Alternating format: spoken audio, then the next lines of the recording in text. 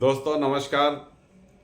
दोस्तों ऑफिशियली प्रेम के इस यूट्यूब चैनल में आपका स्वागत है, अभिनंदन है। दोस्तों हमारा ये चैनल राष्ट्रवादी चैनल है, सनातनी चैनल है। मेरी आपसे फिर से विनती है कि इस चैनल को आप सब्सक्राइब करें, लाइक करें, शेयर करें और अपने दोस्तों, अपने समान विचार के दोस्तों के साथ इस चैनल को सब्सक्राइब करवाएं। दोस्तों आज हमारी चर्चा का विषय है एस जयशंकर।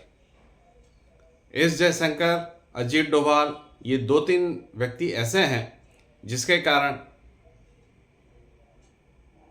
हमारे मोदी साहब इतने सफल हैं।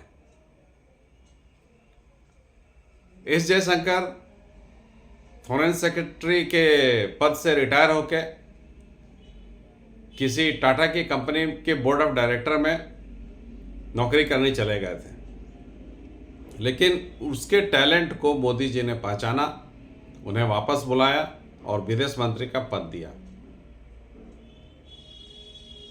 ये करीब 6-7 साल पहले की बात है। उसके बाद से विदेश मंत्री सुषमा स्वराज के जाने के बाद से विदेश मंत्री हमारे एस जयशंकर हैं और वो अपने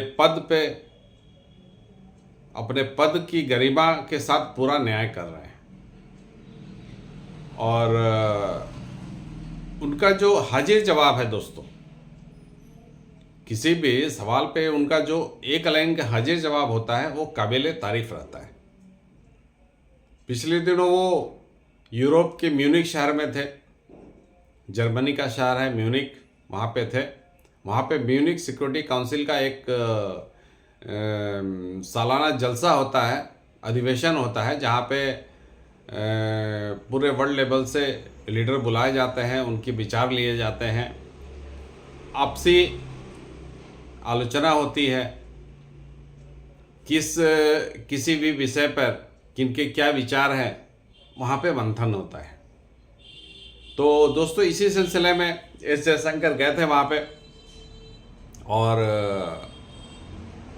म्यूनिक सिक्योरिटी काउंसिल में इस समय इस अधिवेशन का जो उनका एजेंडा था वो इस विषय पे बहस करना था कि क्या लोकतंत्र वाकई में खतरे में है, ग्लोबल लेवल पे क्या लोकतंत्र खतरे में है। तो इस पे एस जयशंकर ने दृढ़ता के साथ अपने विचार रखे और उन्होंने बताया कि कम से कम भारत में तो लोकतंत्र खतरे में नहीं है। एस जयशंकर को इसीलिए बुलाया गया था क्योंकि पश्चिमी देशों को लगता है कि हम एस जयशंकर को कुछ ज्ञान वगैरह पिला सकें, लेकिन एस जयशंकर अपने प्रतिभा के हिसाब से वहाँ पे उन्होंने जो सवालों के जवाब दिए वो देखकर हमें गर्व होता है कि हमारा विदेश मंत्री एस जयशंकर अपने पद के साथ कितना न्याय कर पा रहा है। हमें गर्व होता है दोस्तों कि एस जयशंकर हमारे विदेश मंत्री हैं और उनके हाजिर जवाब से हम तो बाग बाग हो जाते हैं। आपके क्या विचार हैं दोस्तों, आप जरूर बताइएगा। तो एक प्रश्न के उत्तर में एक प्रश्न किया गया, क्या ग्लोबल लेवल पे लोकतंत्र खतरे में है? तो इस प्रश्न के उत्तर में वो कहते हैं कि देखिए भारत में तो कम से कम लोकतंत्र खतरे में नहीं है। भारत में लोकतंत्र खतरे में कम से कम तो नहीं है। यहाँ पर 90 करोड़ लोगों के पास अधिकार है कि वो अपने मत का प्रयोग कर सकें। 90 करोड़ से करीब करीब 70 करोड़ लोग अपने मत का प्रयोग करते हैं, मतलब 2/3 से भी ज़्यादा लोग अपने मत का प्रयोग करते हैं। और हमारे यहाँ नतीजा भी एक दिन में आता है।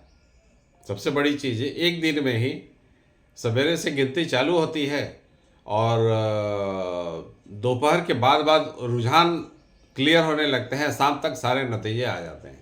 तो एक दिन में हमारे यहाँ नतीजे भी आ जाते हैं और सबसे बड़ी बात है इन नतीजों पर कोई विवाद भी नहीं होता है, क्योंकि इसको तो पक्ष वाले तो स्वीकार करते ही हैं, विपक्ष वाले भी स्वीकार करते हैं, क्योंकि जानते हैं कि हमारे यहाँ जो भी वोटिंग का जो सिस्टम चलता है वो काफ़ी ट्रांसपेरेंट है। इसमें विवाद करके फ़ायदा नहीं है, क्योंकि विपक्ष वाले भी जानते हैं इसमें विवाद करने से हमारा ही उल्टे नुकसान होगा, हमारी इमेज खराब होगी। इसमें कोई विवाद भी नहीं करता है और इस तरह से लोकतंत्र भारत में अच्छी तरह से चल रहा है। और इस बीच वो पश्चिम देशों को आईना दिखाने से भी बाज नहीं आते हैं एस जयशंकर।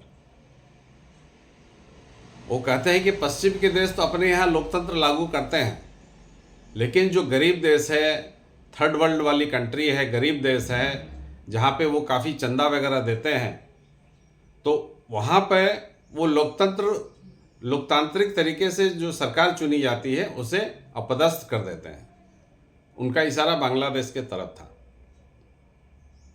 कि अपने यहाँ लोकतंत्र लागू करते हैं, अपने यहाँ सिस्टम ठीक करते हैं, लेकिन जो गरीब देश है, जहाँ थर्ड वर्ल्ड कंट्री है, जहाँ पे डोनेशन से उनका आधा काम बिना डोनेशन के चलेगा ही नहीं, ये उनको सहायता तो करते हैं, लेकिन उनकी सरकार में अपना शेयर रखना चाहते हैं।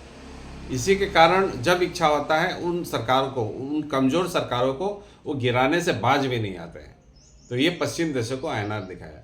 उन्होंने इस क्रम में आगे कहा कि आपके राजदूत, आपके जो एम्बेसडर होते हैं, वो यहाँ पे क्या क्या कृत्य करते हैं, अगर हमारे राजदूत उसका एक फ्रैक्शन भी कर दें, उसका एक अंश भी कर दे, तो आप बवाल होने लगता है।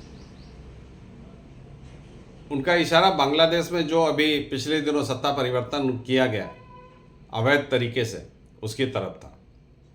तो पश्चिम देशों को आईना दिखाना हो तो कोई एस जयशंकर से सीखे।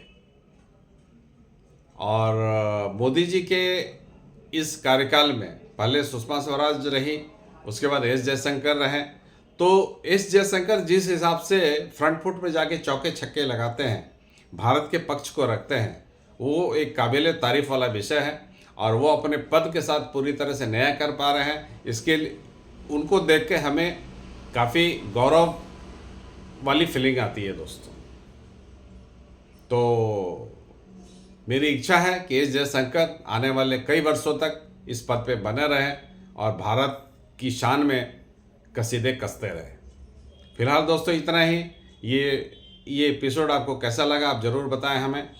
और मेरी इच्छा है कि कम से कम एक वीडियो मैं हर दिन एक वीडियो कम से कम ज़रूर डालूं। फिलहाल दोस्तों इतना ही।